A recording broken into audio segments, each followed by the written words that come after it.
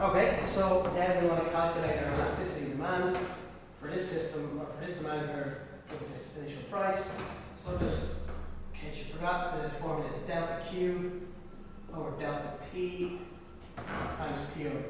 Okay, so the change in quantity divided by the change in price times the initial price over the initial quantity. So first thing we need to do is get all these bits of information.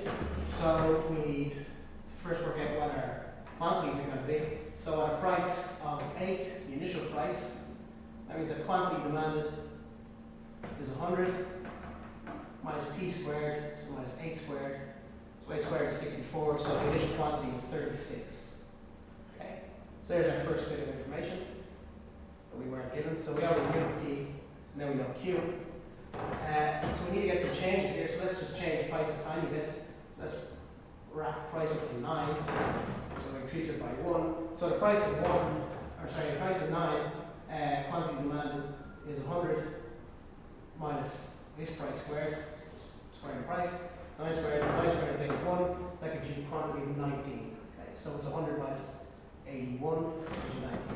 Okay, so now we know what delta Q is. It's just 36. We went from 36 to 19, so delta Q is minus 17. So it's not going to be delta Q, so minus 17. So price goes up by 1, quantity went down by 17.